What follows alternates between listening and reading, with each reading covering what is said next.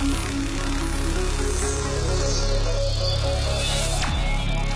ပြီကင်မရာကိုကြည့်ပြီးပြုံးပြမယ်ဒီငထင်းကိုလက်ထောက်ပြီးတော့ပါဝါသုံးမယ်ဟယ်လိုမင်္ဂလာပါဗျာကျွန်တော်တို့အပတ်စဉ်စီစဉ်တင်ဆက်ပေးနေကြဖြစ်တဲ့ကိုနီ TV News ကနေပြီးတော့ကြိုဆိုလိုက်ပါတယ်ကိုနီ TV News ဆိုလို့ရှိရင်လက်တော် Facebook မှာခေတ်စားနေတဲ့သတင်းတွေဟော့ဖြစ်နေတဲ့သတင်းတွေကိုတင်ဆက်ပေးနေကြဖြစ်တဲ့စီစဉ်လေးပဲဖြစ်ပါတယ်ခင်ဗျကဲကျွန်တော်ဒီနေ့တင်ဆက်မဲ့သတင်းကောင်းတင်တွေကတော့ကော့ဂရိတ်မှာကြားဆွဲခံရတဲ့သတင်းမိန်းကလေးအစ်စ်လို့တော့ထင်မှတ်ရလောက်တဲ့မြန်မာပြည်ကရှီမေးတွေရဲ့သတင်းနောက်ဆုံးသတင်းကတော့လုံခြုံရေးတိုးမြင့်လိုက်ပြီဖြစ်တဲ့ Facebook အဲ့တော့လူတွေလိုက်နာရမယ်အကြောင်းပေါ့ဗျာအဲ့ဒီလိုပဲဖြစ်ပါတယ်ပထမဆုံးသတင်းကတော့ကော့ဂရိတ်မှာ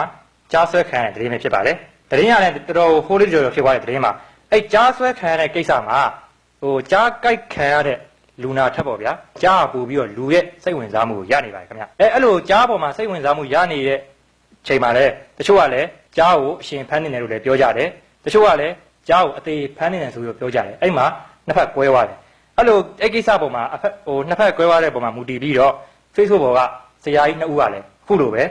တုံးတက်ထားပါတယ်ကြားဆွဲခံရတယ်ဆိုတဲ့သတင်းကြားချင်းတော့ကျွန်တော်စိတ်ထ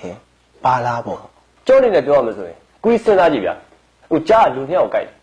လူနှစ်ယောက်ကြိုက်လို့ပဲဒါတော်သေးတာပေါ့နော်လူနှစ်ယောက်မကပဲနဲ့ခင်းမြေးငွေအခုရှောက်ကြိုက်တော်အောင်လူတွေတည်ကုန်မရှိဒီဖြစ်စဉ်မှာကြားအောင်မတနာလူလုံးဝမရှိဘူးအဲ့တော့ဗာလေကျော်ဒီကြောက်တားပြီးတော့မိသေးတဲ့ပြေးယူပါမှာအဲ့တော့ဒီကြောက်မကြိုက်ပဲနေမှာတက်တဲ့တက်ရမှာပဲလေဒီကိစ္စလွယ်တော့မလွယ်ဘူးဗျာရိုးသားတာပေါ့တော်ရင်လိမ့်ဆန်တကောင်ဖမ်းမယ်ဆိုရင်တေးစင်နဲ့လက်နက်ကရိယာတခုမှမတုံးမဲနဲ့မေးစေးတနတ်တို့ဘာလို့တုံးလို့ရတယ်ဆိုတာခမည်းနားလည်အောင်ဘလို့မှရှင်းပြလို့မရဘူးပြီးတော့လူတွေကပြောကြတယ်ဟာကြားရန်သနာကိုကောင်းနေပြောအောင်ကြားလူတွေတွတ်ထောက်ပဲသွားတဲ့အကြောင်းလေးဘာလို့စောက်တဲ့အပေါက်ဆုံးလဲသိလားစော်ကြည့်တယ်ဆိုပြီးတေတဲ့ကြားရဲ့နှကမ်းမွေးကိုဝိုင်းနှုတ်တာရော့ဟောပတ်စံယူပါကြားနှကမ်းမွေးနှုတ်တဲ့လူတွေအကုန်ငါစီခေါ်လာခဲ့အဲ့စဉ်းစားကြည့်လေအဲ့တော့ကြားအောင်မကြည့်တော့ဆိုရင်ဒီအောက်မှာမှန်းခဲ့လိုက်ရှေ့ရဆရာကြီးနှစ်ယောက်ဆွေးနွေးသွားတာတွေကတော့တကယ်အပကမ်းပါပဲအကျိတ်နဲ့ဆွေးနွေးတော့လည်းတွေ့ရပါတယ်ကဲဟုတ်ပါပြီနောက်ထပ်သတင်းရတော့ရှီမေးတွေအကြောင်းပဲဖြစ်ပါတယ်ရှီမေးဆိုတော့ပုံမှန်အားဖြင့်တော့ကျွန်တော်တို့ဒီထိုင်းဘက်ကရှီမေးပုံတွေကိုတွေ့ရတာပေါ့ဗျာဒါပေမဲ့အခုတစ်ခါမှာတော့ကျွန်တော်တို့မြန်မာပြည်ကရှီမေးတွေခင်ဗျရှီမေးဆိုရင်လည်းတော်တော်ကိုမိန်းကလေးနဲ့လည်းဆင်တူပါတယ်မိန်းကလေးကြီးနောက်အားကြရတဲ့အလားမျိုးယောက်ျားလေးတွေပြန်ပြီးတော့လေပြန်ကြည့်ရတဲ့အလားမျိုးပိုင်ဆိုင်ထားရတယ်လို့တော့ပြောလို့ရပါတယ်ကဲအဲ့အထက်ပို့ပြီးတော့ထူးဆန်းတာကမြန်မာပြည်ကပါပဲဒီမိန်းကလေးဘွားနဲ့ယောက်ျားလေးဘွားကိုပြောင်းလာတဲ့တရားပေါ့ဗျာကဲအဲ့တယောက်အကြောင်းကိုလည်းကျွန်တော်အခုလိုပဲတင်ဆက်ပေးလိုက်ပါတယ်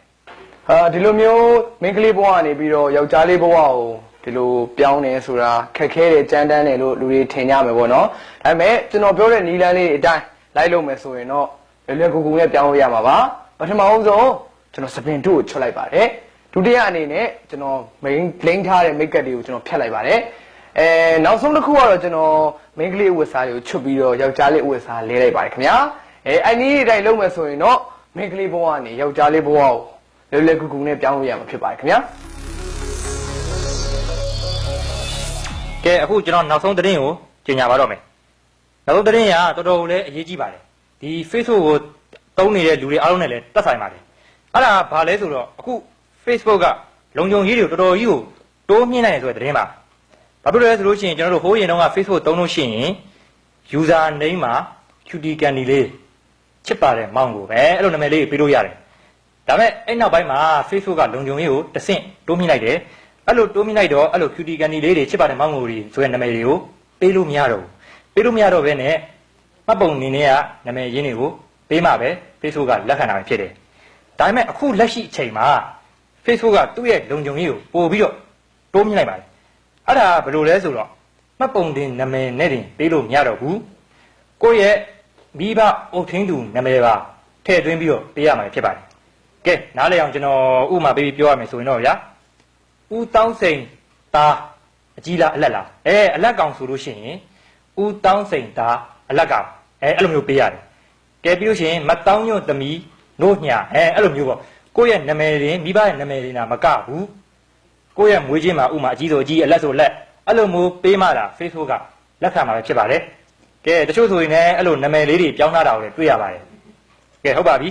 ကျွန်တော်အခုတင်ဆက်တဲ့ဗီဒီယိုဖိုင်ကိုကိုနေ TV ကြည့်ရှုနေတဲ့ပရိသတ်ကြီးကြည့်ပြီးသွားလို့ရှိရင်3ရက်အတွင်းနာမည်တွေကိုပြောင်းကြပါလို့ကျွန်တော်သို့တော်အပ်ပါတယ်တကယ်လို့3ရက်အတွင်းမှာနာမည်တွေကိုမပြောင်းနိုင်ဘူးဆိုလို့ရှိရင်လူကြီးမင်းတို့ရဲ့အကောင့်တွေအားလုံးကယာယီမဟုတ်ဘဲနဲ့ထာဝရ lock ကြသွားနိုင်ပါလေ Facebook အကောင့်တွေ lock ကြသွားရင်နော်ကဲကျွန်တော်ပြောတာဟုတ်မဟုတ်ဆိုတာတော့စောင့်ကြည့်လိုက်ဗျာကျွန်တော်တို့ကိုနေ TV သတင်းစီစဉ်များကိုအပတ်စဉ်စီစဉ်တင်ဆက်ပေးရရှိပါတယ်အရင်သတင်းများကိုလည်းကျွန်တော်တို့ Creative Film Production Page မှာဝင်ရောက်ကြည့်နိုင်ပါတယ်ဟုတ်ကဲ့ပါကျွန်တော်တို့နောက်များမှာလည်း Facebook ပေါ်ကဘယ်လိုဟောဖြစ်နေတဲ့သတင်းတွေဘယ်လိုခေတ်စားနေတဲ့သတင်းတွေကိုတင်ဆက်ပေးမလဲဆိုတာကိုတော့စောင့်မျှော်ကြည့်ရှုရင်းကျွန်တော်ကတော့သတင်းတင်ဆက်သူ CJ ရေဝေပဲဖြစ်ပါတယ်ခင်ဗျာ